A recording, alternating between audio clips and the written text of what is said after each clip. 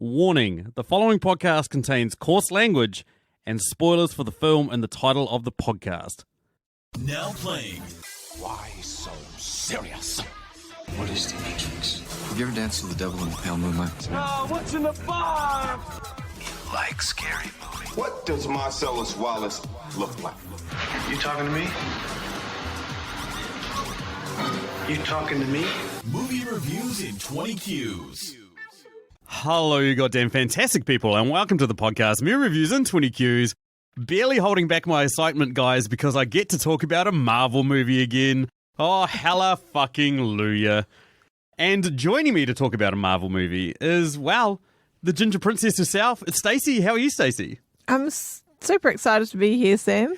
Oh, that's amazing to hear, Stacey, given that you're sitting in a garage with your husband in the cold. He's got a broken toe. He's been moaning all week. You've been having to take care of me. You've been having to take care of your daughter. And you're still super excited. I can hear it in your voice. I can tell it's genuine.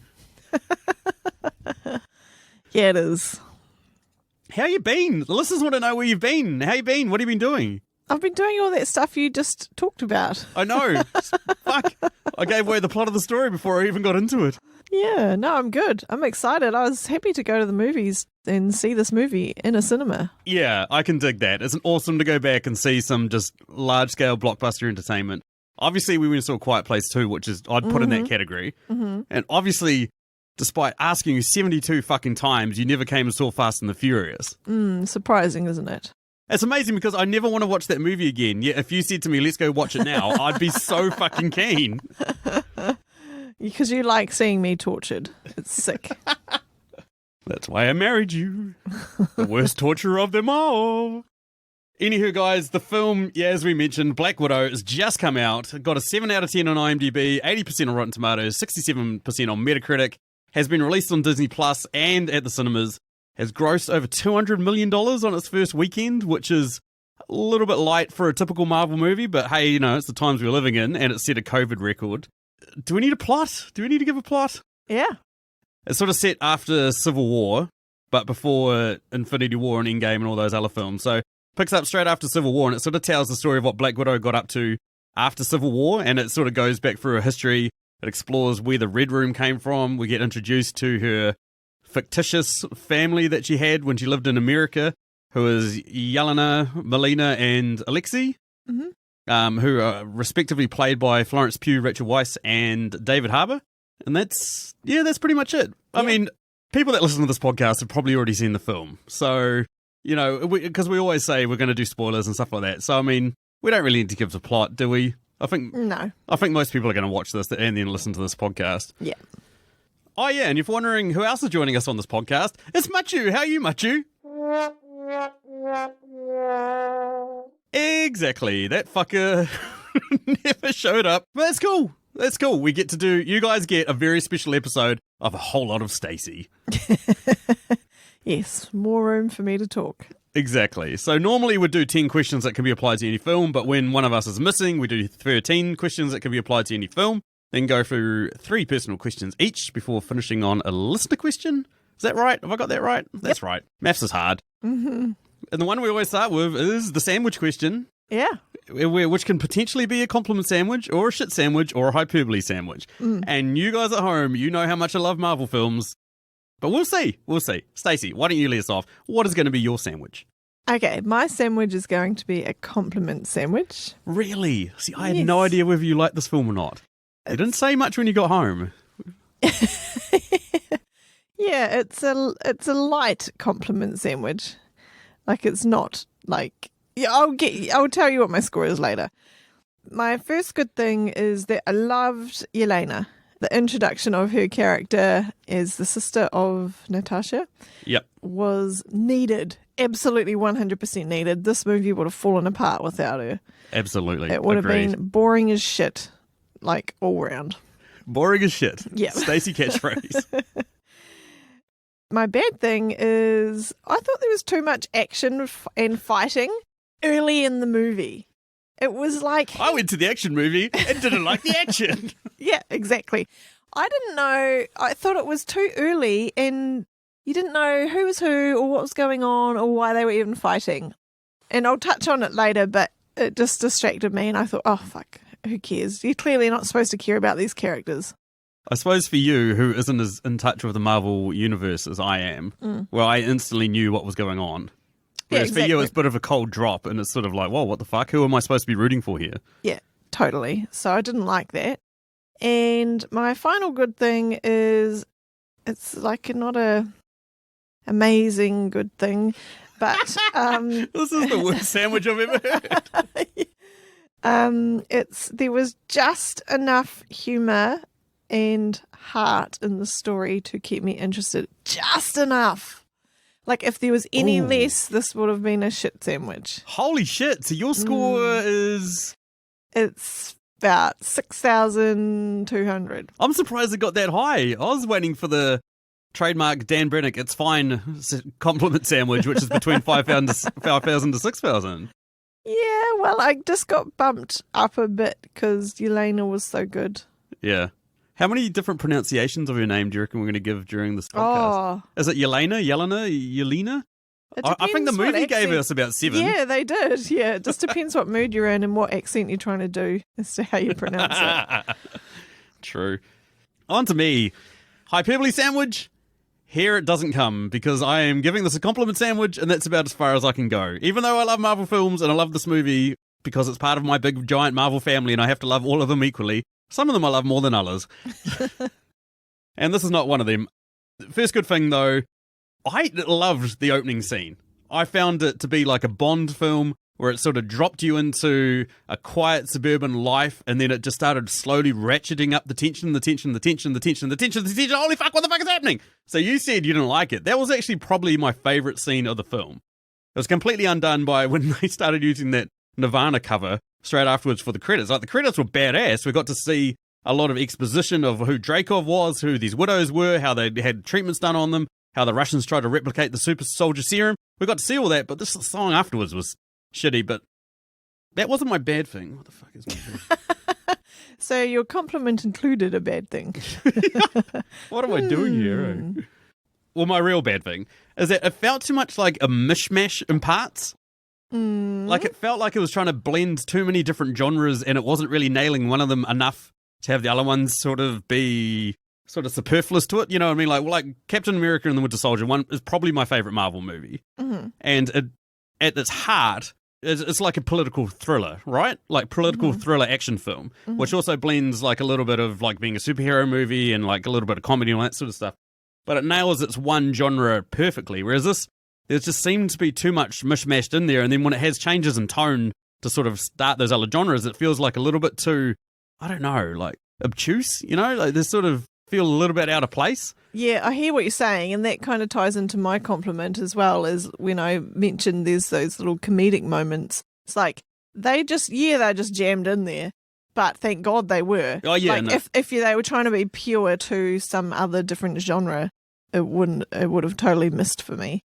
And I suppose that's the good part, is that David Harbour and Florence Pugh. I'm totally on the Pugh train. Pew pew. Like, I'm totally on the Florence Pugh train at this point. Amazing. David Harbour as well. Amazing. Like, those two gave really good performances, and their comedy and the being the antithesis to Black Widow, you know, like, why do you do that hair flick? Why do you do that silly pose you do? That's not good for fighting. How you fight someone like that? Yeah. I was like, this is amazing. Yeah. Like, Florence actually called out a lot of criticisms that people probably had from other movies.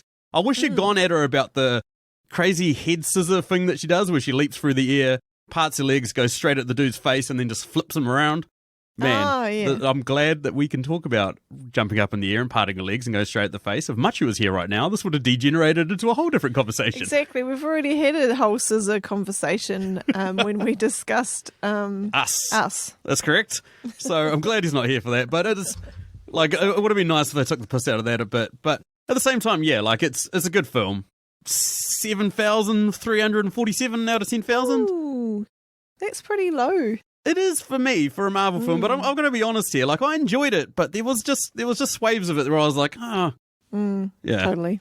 Okay, then let's roll into question 2, Sam. Yes. What character was the true MVP of the movie? And this question is a Patreon question, comes courtesy of our man, Dan Reddick of the Netflix and Swill podcast, a podcast that covers all things Netflix related trailers breakdowns, news, movies. They usually do a full movie breakdown. I'm going to be on it later in the year. I'm going to be on to discuss The Witcher Season 2. Can't wait. Watch out for that. I mean, Florence Pugh, we're going to have the same answer for this, Yeah, we do. Yelena. Oh my God. I've already mentioned, without her, this movie would be nothing. She carries this film in so many ways. Like, you can tell in a lot of ways, and this is kind of the mishmash thing as well, is that they using her to set up the rest of the Marvel Universe going forward. She's going to be in the Hawkeye TV series. She's probably going to get her own film. Spoiler at the end, that's Val, I can't say her whole name, but there's Val who's basically setting up what's called the Thunderbolts or the Dark Avengers, which is a bunch of bad guys that are basically the opposite of the Avengers. So it's like a bunch of evil characters being the Avengers. We've seen her try to recruit US Agent from Falcon and Winter Soldier TV series. So, but still, what am I talking about? Yeah, where did you see all the stuff? Like, what are you talking about? I'm talking about all the Marvel stuff that you haven't watched. Yeah. That you're sitting there blanking and staring at me going, what has this got to do with Black Widow? Oh, no, she's in the end credits, which she didn't hang around for. Right. There you go. But anyway, yeah, it's Florence Pugh by miles. It's definitely Florence Pugh. Okay, question 3, Sam. Yes, question number 3. What is the biggest dick move of this film? Well, I thought that it was when Yelena and Natasha saw each other for the first time since they were kids, and they had a massive scrap in their apartment. It just was so unnecessarily. Unnecessary? Yeah, it was just unnecessary.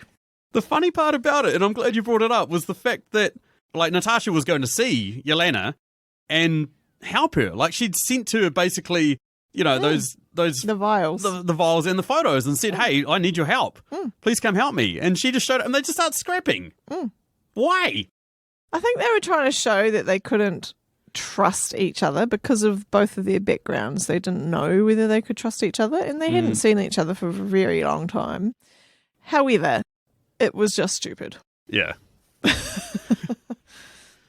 The one for me is, do you think they might have killed an entire prison population?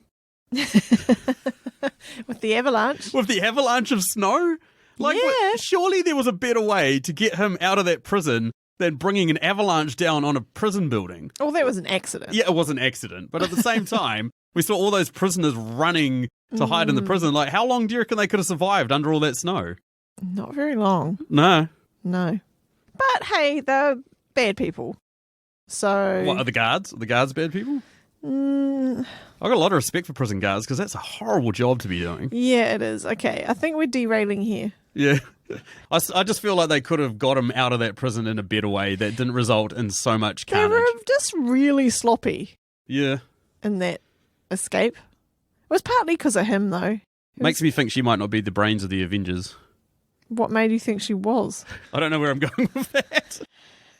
To be fair, Yelena's been brainwashed for most of her entire life. And True. She only knows killing. Yeah, and Natasha kind of grew up under the same regime. So, yeah, that it's not their forte, is it, to really think of plans and how to execute them. They just follow plans. They just do the doing. Cool. Question number 4. What is it these days? What character is most likely to fall for a pyramid scheme? You've got a question on him later. His name is Mason, and he's a former military guy, I'm suspecting, who's also an arms dealer. And she just keeps coming at him and says, I need this, I need this, I need this. And he's like, you're going to pay me one of these days, aren't you? And she's like, no. And that's what a pyramid scheme is. Hang on. He keeps giving shit away for free and getting nothing in return. Oh, okay. The only ones making money from this are the people above him. You know what I mean? He's having to sell all his products, but he's not getting any money for it. So, yeah, him. Poor old Mason.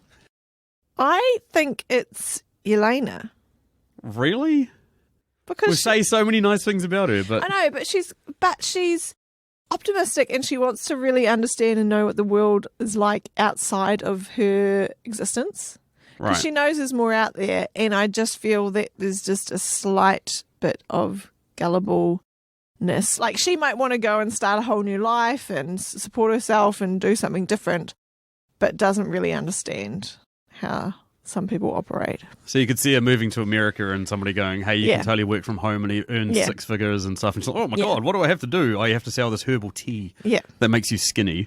Yeah, exactly. Yeah, okay, I can kind of see it now. Yeah. Question number 5, also a Patreon question, comes courtesy of our man, Julio of the Contrarians podcast that rages against the Rotten Tomatoes machine by discussing a film which is universally beloved or hated and arguing for the opposite before doing their real talk at the end. Go check them out. They've got a link down in the show notes. I want to get them back. They're coming back. We've already discussed it. They'll probably be our guests in August or September, depending on what we work out. Cool. Anyway, Julio's question is, what is your most controversial opinion about this film? I don't find Natasha that engaging as a character. And that kind Interesting. of sucks, doesn't it, when the whole entire movie's supposed to be about her. As a ginger princess, I know this must be incredibly tough for you to belittle a red-headed lead of a film. It is. It's annoying. It bloody annoys me. Finally get a film where the redhead's the lead and it's not fucking Annie. What? Yes. Were you incredibly offended at the end when she dyed her hair blonde? Yeah. Sell out! That wasn't necessary. Ginger Army! Oh, Red Army. There you go. She's left the Red Army because she's left the Soviets and become a It blondie. was symbolic. Yeah. My most controversial opinion about this film, this is only going to be controversial to the hardcore comic book nerds that are out there right now screaming and moaning about how Taskmaster is played by a woman. Ooh. They are losing their shit. Uh-oh. Is it really that controversial when it's a tiny small percentage of the population doesn't like the fact that one of these characters has been, changed gender and that she's now a female? She's awesome. I loved Taskmaster as a villain. I loved the fact that we got, her fighting like Barden. We got her fighting like Black Panther. We saw the knife drop and flip and switch like we saw in Captain America and Winter Soldier. We saw all these fights. The shield pop up like Captain America. Yeah. We see her studying these people and fighting like them. She does the flip over the head like Romanov did in Captain America and the Winter Soldier. So much in there that I was like, this is awesome. And relating it in a way, because in the comics, pretty sure he's not superpowered, but his whole ability is that he can watch someone, he can mimic their powers, and so the catchphrase for him is that you might beat him once, but you'll never beat him twice. Because he knows how you fight. So next time you fight him, he's going to know exactly what you can do before you do it, and so he's always going to be able to beat you. Yeah. And that is like, how do you introduce that as a superpower?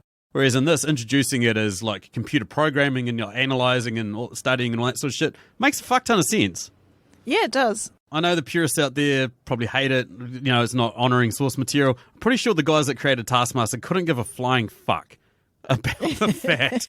Yeah. Yeah, she was awesome, and her character made so much sense in the story. She needed to be in the story. Yeah. Which often isn't the case for like those henchman type roles. Yeah. Cool. And question number 6 is, what character clearly needs to get laid? We're going to have the same answer for this. It's not characters. Oh. Okay. When Melina and Alexei sit down at the dinner table and he starts talking about how pretty she is, and I mean, of course, it's Rachel Weisz who seems to be getting prettier by the day. Yeah. And he's like, I've just got out of prison. I need to do some stuff. And she's like, It's like clearly both of them. Yeah. I mean, if she hadn't notified the Red Room, they would have been painting the town red on each other's bodies pretty quickly. Yes. Smile and laugh. Smile Bit and creepy. laugh. Nod your head. Yep. Yeah, for my answer, I went with Alexei for this one. I don't know. Do you think old Melina was into it as much as he was? He's been in prison for however many years. Yeah, I don't think anyone could be into it as much as he is. Exactly. Anyway, moves us over to question number 7. What was the most preposterously insane leap of logic in this film? Well, I think it's that Alexei didn't try and escape prison earlier because he's really strong. And we saw how easy it was for him to get past those guards when he knew the girls were coming to pick him up. So why didn't he just bust out of there sooner? He's like a Russian super agent as well. Clearly he'd be working out like guard patterns when one goes on, when one goes off, where they store vehicles to get out of there. Like you would have thought he would have tried something. And wouldn't he have connections all over the place inside and outside of prison, which would help him get out? Yeah, he's like the biggest Soviet hero there. Yeah. And he would have easily made the entire prison his bitch, basically. Like, he would have been the head of it. Maybe he liked it in there. Maybe that's why He's like, this is awesome. I'm the man.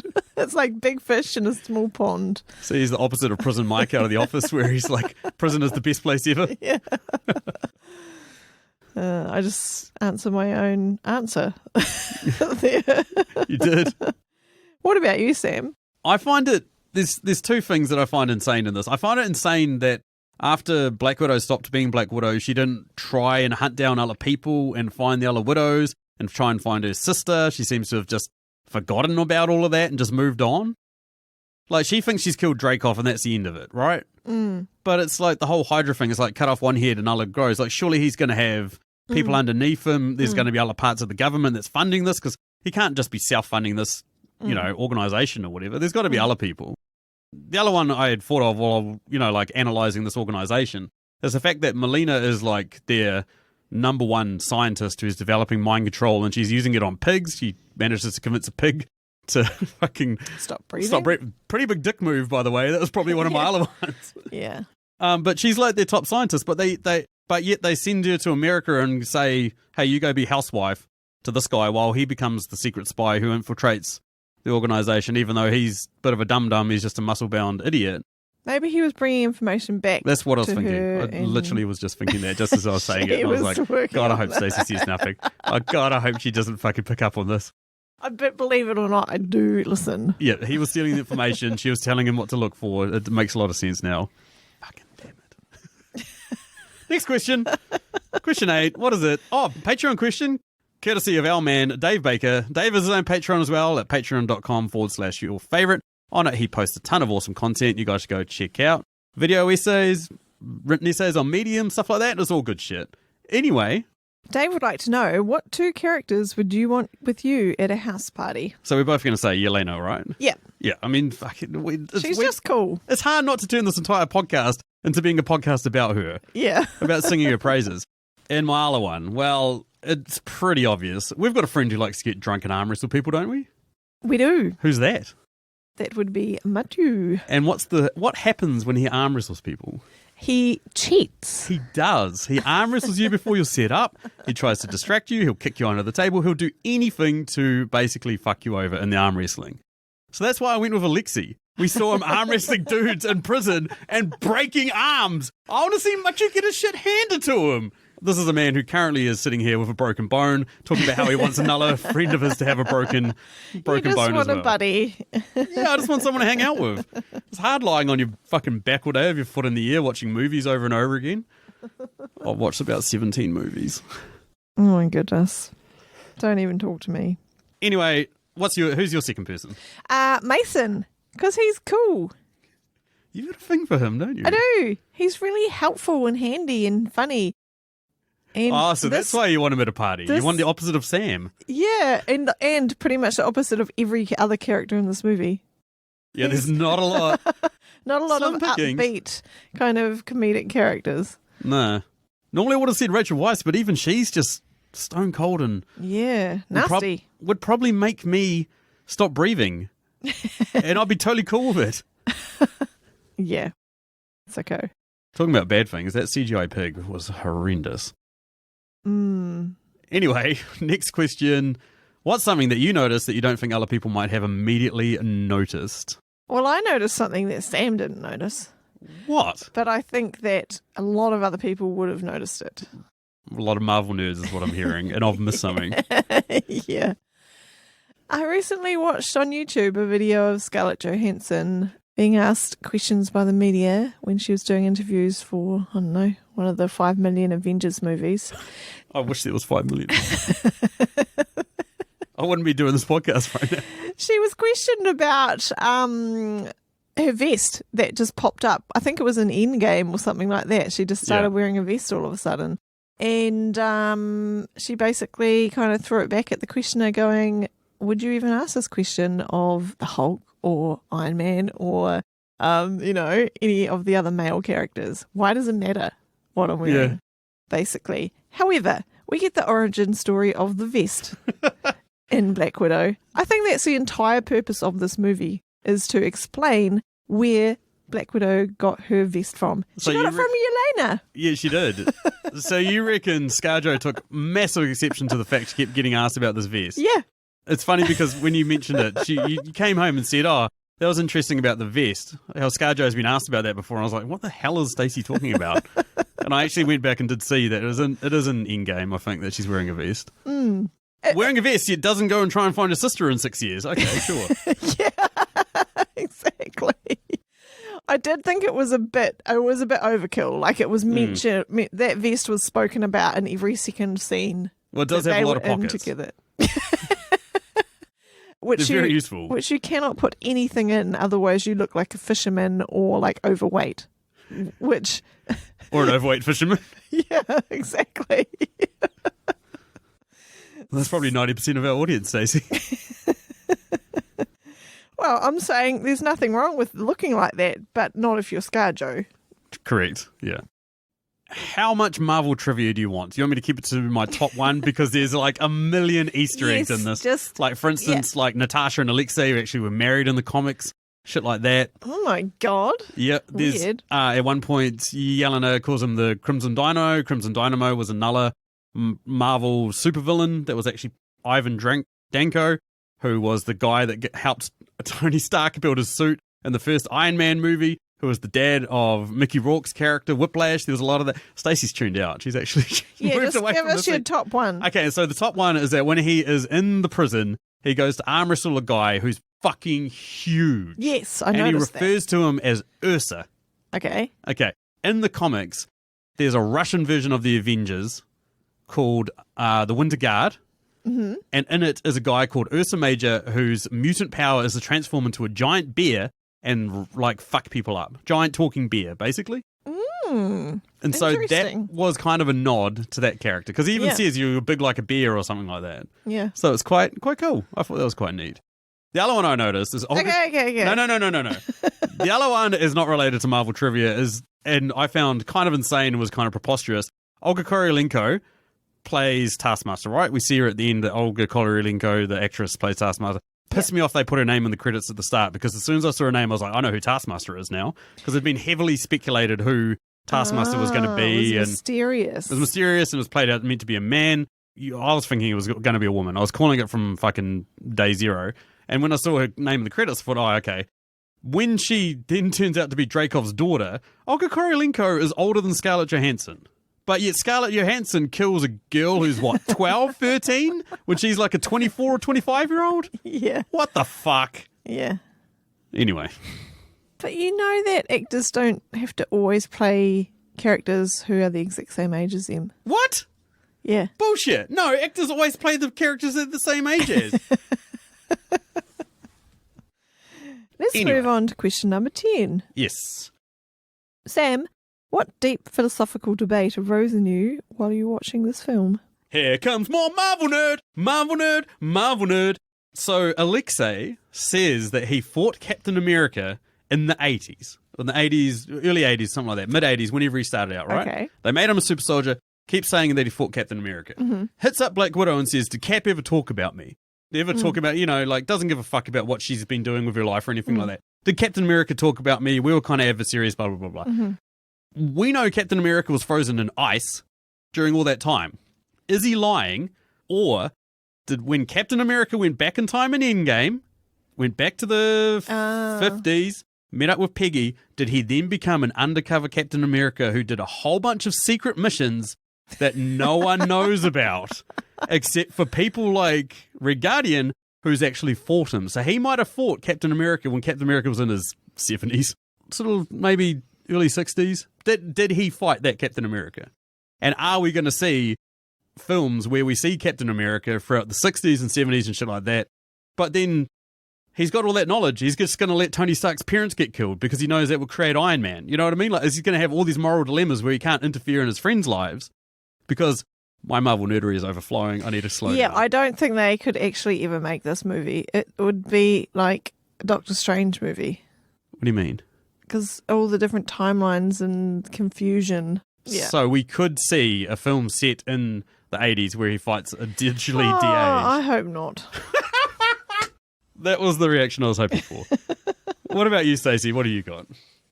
Okay, so Natasha breaks her own nose on the desk to avoid being under the spell of Dreykov's pheromones.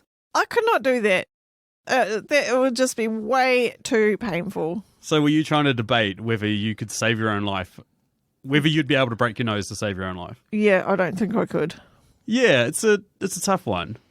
But you don't know until you're in that situation what you'd actually do. But just looking at it, I'm like, ow, no.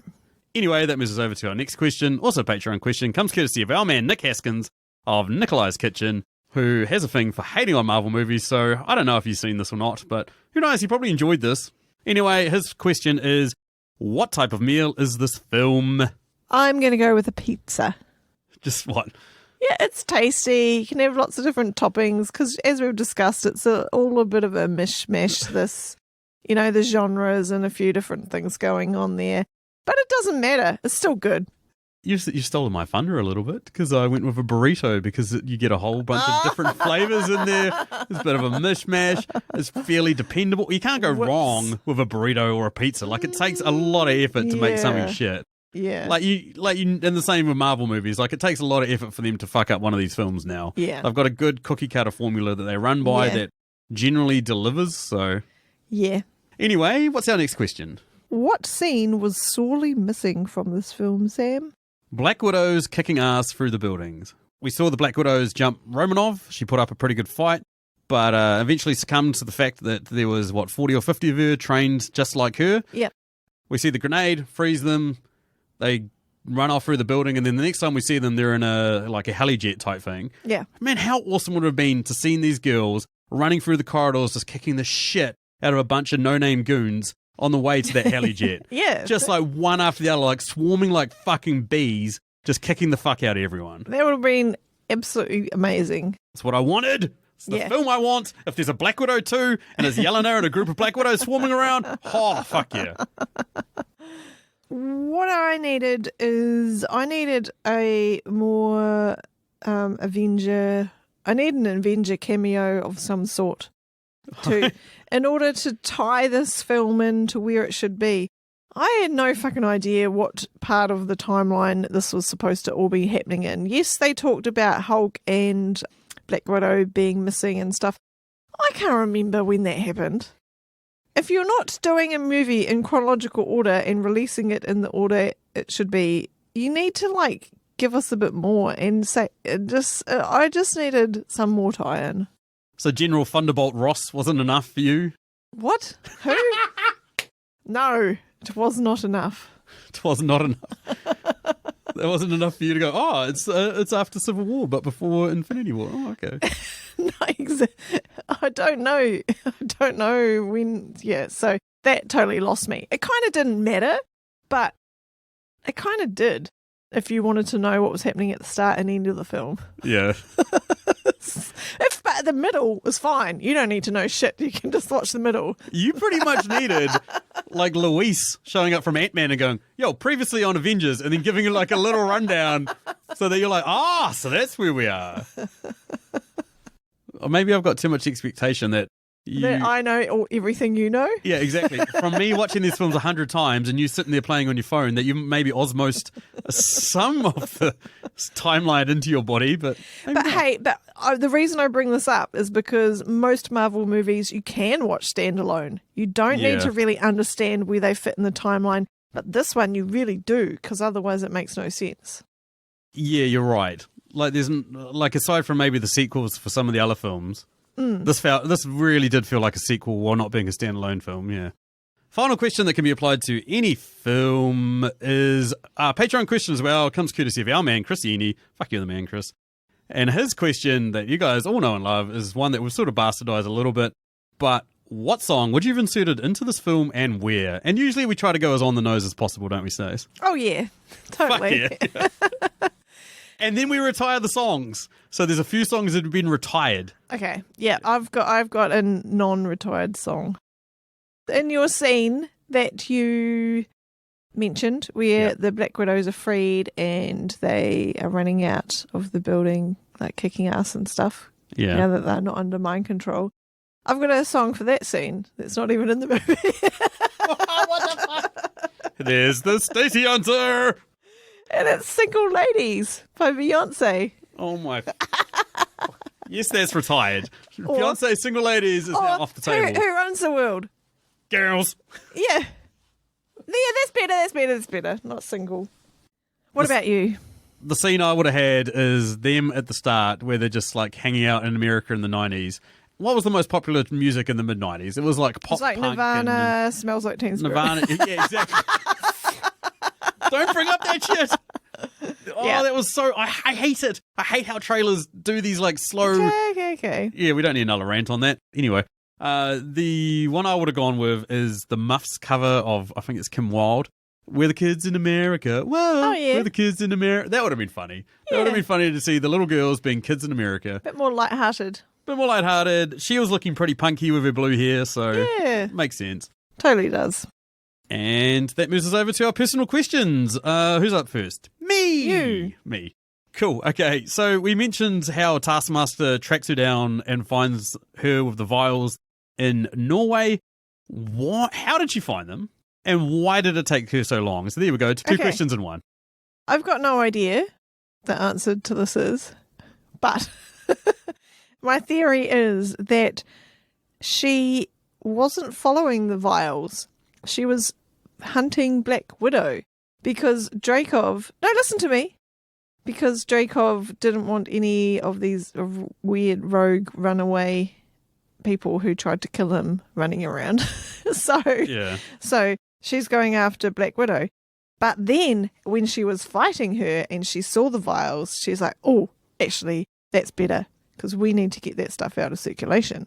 So Dreykov was probably monitoring her because there is that point where she ditches her and Yeah. Black Widow says, oh, she's not actually after me. She's Yeah, after exactly. the vials. But what I'm saying is that Taskmaster, the reason it took so long is because she was hunting for Black Widow and it just took that long to find her. And then, like when she noticed the vials, that's when she said, "Oh, okay, screw Black Widow. The vials are actually the more important thing out of these two things for us to capture." Interesting.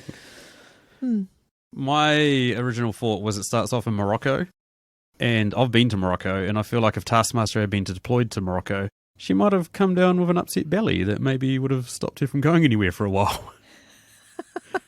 I'm not saying that necessarily happened to me when I was in Morocco, but yeah, But it can happen. but it can happen. Okay. It fair definitely enough. can happen. That's why she was delayed. Sure. That makes sense. Makes sense. Okay, so my next question was, well, when Machi was going to be here, I knew he was going to have some sort of fucking off-the-wall answer to this. Stacey probably has as well, but let's see what happens. What would you immediately do if you started emitting pheromones like Dreykov does at the end that mean that people can't hurt you, that there's no way for them to physically attack you or assault you? What would be the first thing that you'd go out and start doing? Well, this question isn't for me because I just I wouldn't know. do anything. I wouldn't. Like, what's the point? What, are you going to tease people and try and make them hurt you by, attacking other people? Or it just makes zero sense. There's nothing I would do differently. Stacey, This is not the superpower for me. you've missed your chance to win an Olympic gold medal in Taekwondo. Like, the Olympics are really soon. Come on, you could win gold medal for New Zealand. You'd be the best Taekwondo champion of the fucking world. No one would ever lay a hit on you. Okay, right. So sport or crime is really the only two areas where this would Yeah, I violent suppose you're crime. probably more crime, actually. I know you're like playing it up for the podcast, but you'd totally try and rob a bank or something. Just because someone can't physically hurt you, it doesn't mean they can't reprimand you in other ways. The law still exists. You just wear a mask. Everyone's wearing masks. It makes no difference. Yeah, I know, but like you could just wear a mask and rob a bank. They wouldn't be able to catch you. They wouldn't be able to hurt you. So you could just like punch through people on the way out of there. Wouldn't be able to attack you, stop you, anything. You could live like kings. It doesn't make you super strong. I still couldn't punch people. You could. It would just be very weak. But at the same time, like the cops wouldn't be able to tackle you and restrain you. You'd be able to just walk out of there and they'd just be... Could they still taser you? No, they can't hurt you. So they'd just be, it would be the slowest getaway. You wouldn't... They'd be chasing you for days. Here she is doing 90, which is like about 60 miles per hour on the freeway, just fucking cruising. We've been following her. Oh, she stopped to get gas. Couldn't attack her there. She's still going. It'd be amazing. Okay, my final question. Which Russian accent from these actors and actresses was the dodgiest? It was ScarJo.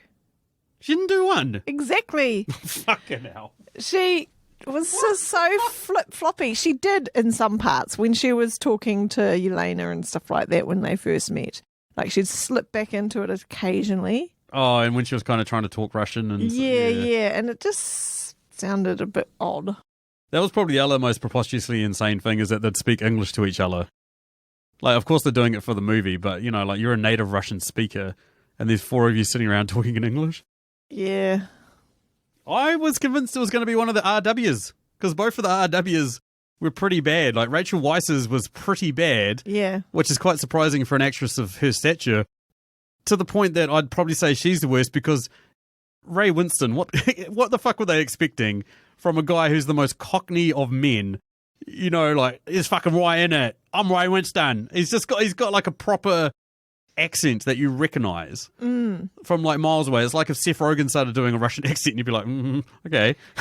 Yeah. It probably is a very hard accent, and probably to our English-speaking ears, we don't even know what we're listening for. We don't even know what is proper Russian accent, really. So we can't really answer this question. We can't judge. Okay, Stacey, your questions. What do you got there, babe? Okay, what character in this film would have been better replaced by a talking dog? Listeners, for those playing at home, I didn't know what this question was going to be. She just said, I've got a question for this question, and I should have guessed it was going to be Stacey's favourite question. So I'm going to have to finger on this one. I'm going Dreykov. Imagine Ray Winston playing a talking dog, and he's the head of the Black Widows. That would be cool. You could have him like the Hulk or something, where he's like a sort of transformed person, you know? Like... Like a really big dog, like a Doberman or something. Yeah, his name's Black Dog, and he's head of the Black Widows. Oh my god, this is shit. Yeah, okay. All right, that's enough. This is why I don't write movies. Well, not movies with talking dogs in them. So, her mate Mason, we've already talked about. How did he get into that line of work of sourcing odd materials? When I read this, when you sent me this today, I was like, how did this guy get his job? I'm like, what the fuck? What, are you trying to get this job? Are you trying to... Is this like a line of work you want to get into? Supplying weapons to Avengers? I'm just curious. I'm like, he just turns up in the middle of nowhere in Norway and with supplies for Natasha. And he's got an English accent. So you're like, he's come all the way from London or something. I don't know. It's like, just pop over to middle of nowhere Norway, set up a caravan and a generator. Next day, turn up with a helicopter. What? You know, like... Who lives that life? Sounds fun. Globetrotting and selling... It sounds like the worst job ever. Like the lengths... Oh, I don't know. I think there's some jobs that are worse than that. Yeah, the lengths you would have to go to, and the contacts that you'd have to be able to source all these weird and wonderful things at the drop of a hat. And you're a super spy, yet you don't realise you've been friend-zoned. Is he a super spy? Well, I'm guessing so. I mean, my first answer is that when a man loves a gun very much, they take their clothes off. Okay, that's enough. Next question. But no, he's clearly like former military who's got into military contracting, and then he's now like a black market arms dealer, I guess is the best way to describe it, who, you know, shit goes missing all the time. Totally. Yeah. Totally logical. Totally logical. Thanks, Stacey. Okay. Thanks. Given that I've got no clue what the chronological order of this movie really should be, it's clearly not set in the right time. Is this movie 5 years too late? It's funny you've said 5 years, because 5 years ago was 2016, which is when Civil War came out. So a film that would have came straight after Civil War, that set straight after Civil War, probably would have made a lot of sense. Yeah, would have. To me, honestly, I believe this movie is actually 8 years too late. Because 8 years ago, Scarlett Johansson did the film Lucy. And that was right around the time that everyone was saying, when are we going to get a Black Widow movie? And that would have been perfect time to actually set up some of these characters, have them floating in and out of the MCU, you know, like actually meshing them a lot better than this. Whereas this, like I said, it feels forced.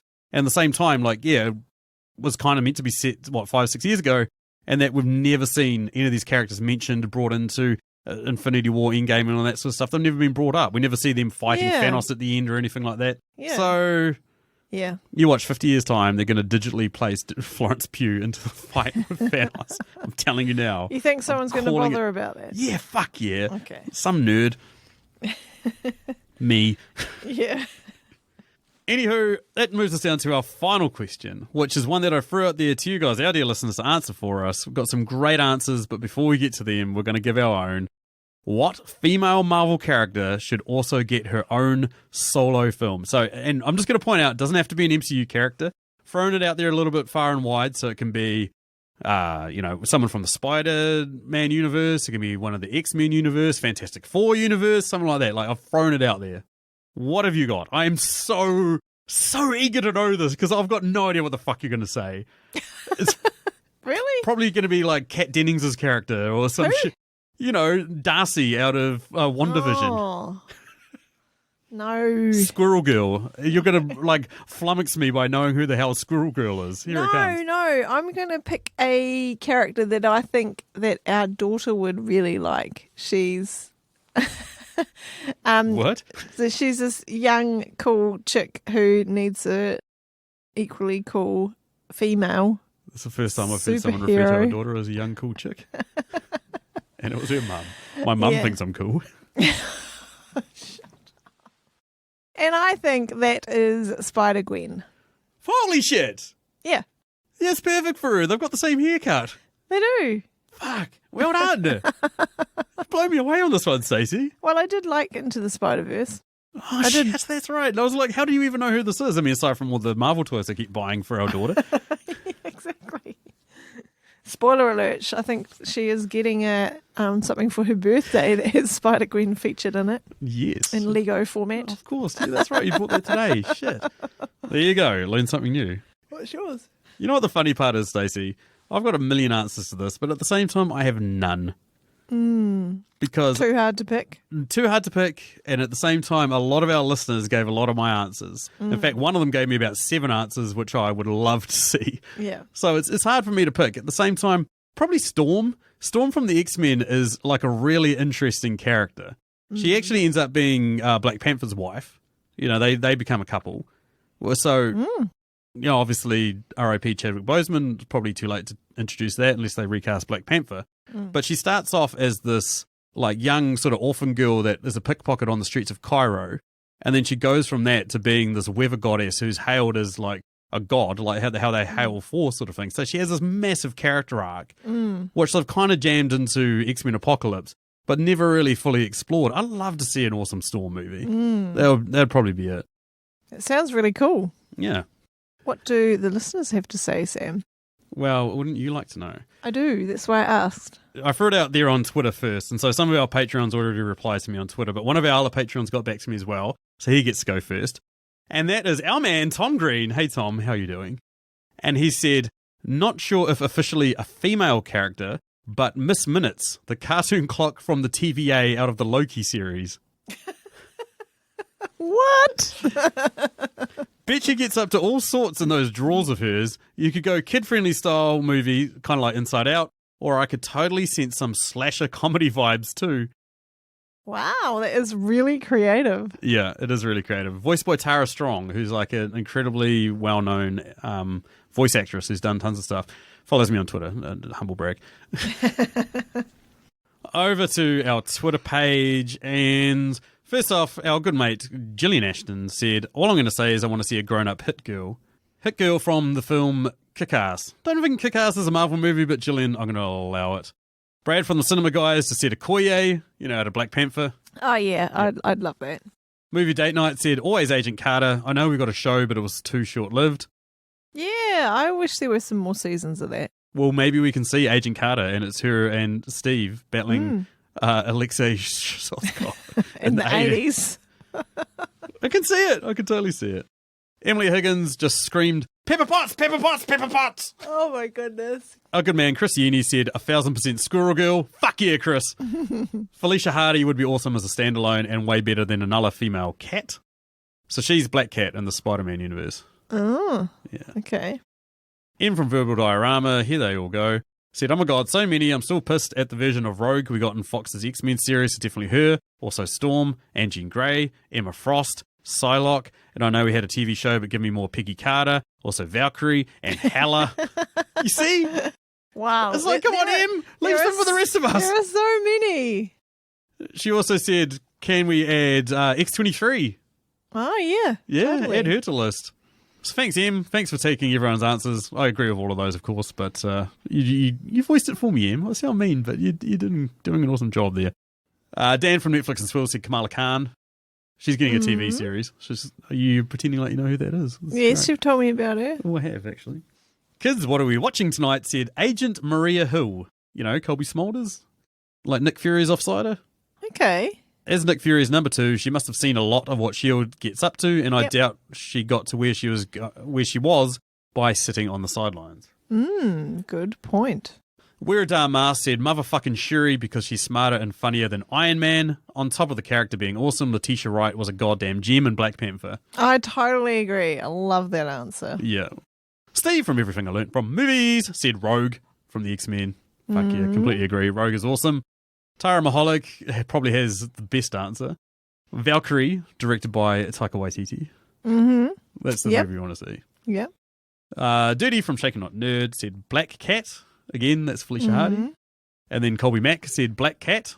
So picking up a bit of looks like Black Cat's going to be the winner. Here. Yeah. Spy Hard's podcast said Gamora and Nebula. And I said, not going to lie, they were my 2 front runners. The story leading up to the intro and Guardians of the Galaxy could be absolutely harrowing. And they replied, all the story of what happened to them post-Endgame.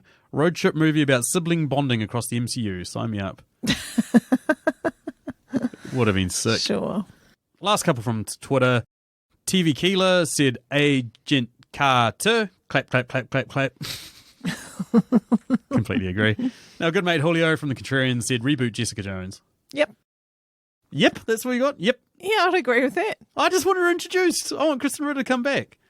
Yeah. And our final one came courtesy of our mate Dave from Super Movie Bros, who said Shuri for sure, but Black Panther 2 seems like that might be her solo adventure. It'd be fun to see an odd couple together like Valkyrie and Pepper Potts / Rescue or Valkyrie and Gamora. That would be quite cool as well. That would be really interesting. Cheers, Dave. You're the man. Thank you, everyone, for getting back to us. It means a lot when you guys answer our question and we get to read them out. Yeah, we love it. I think M from Fubu Diorama is the winner by simply inundating us with enough. Yeah. And stroking my ego of wanting to see every Marvel movie ever about everyone. Give me a million. I don't care. I don't give a fuck. Anyway, that takes us to the end. Thank you, Stacey, so much for joining me. And you've done more than enough to cover for the lack of Machu on this episode. I don't know about that. He has his own certain style. But, yeah, I loved being here and watching the movie. It was pretty cool. I love how he said style and not charm. That's the best way to describe Machu. It definitely has his own style, not necessarily charm. Anyway, guys, upcoming episodes. Liz is coming back to do Jaws. We figured it's the blockbuster season in America. It's a blockbuster we haven't done. Liz has never seen it, so fuck it. Might as well give that a try. Yeah. So we're going to have a listener question come out on that soon, which will be, what horror film did you watch at way too younger age? Because I saw that when I was 6 and then didn't swim. Or what horror movie did you watch at way too later age? Yeah. That's even better. After that, we will have an episode on Space Jam. Me, Dory, and Machu are going to see that. I'm not subjecting Stacey to it. I know she'd hate that film. Yeah. And then after that, our good mate Paul from the Countdown podcast and Gidget from Retro Cinema podcast is coming in to do Escape from New York, which is turning 40. And we've been talking about doing it on Gidget Show for a long time. Haven't done it. Finally going to do it. Wow, that's exciting. Anything you want to say to listeners before we leave? Yes, thank you so much, Patreons. You have kept the lights on today. We actually have them on. A light, one single bulb, blazing away in our garage. Anyway, if you want to get in contact with us, you can find us on Twitter at Movie Reviews In, or Facebook at Movie Reviews in 20Qs, or the same on Instagram, or send us an email at mritqs@gmail.com. If you'd like to support the show, you can join us on patreon.com/mritqs, I think. I don't know. There's a link down in the show notes where you can go over there. Flick us $1 and you'll get access to other episodes, other Patreon requested episodes that we put out. We typically go a little bit more off the wall on those episodes, so yeah, they're good fun. But anyway, that's thanks from me. Thanks. Bye.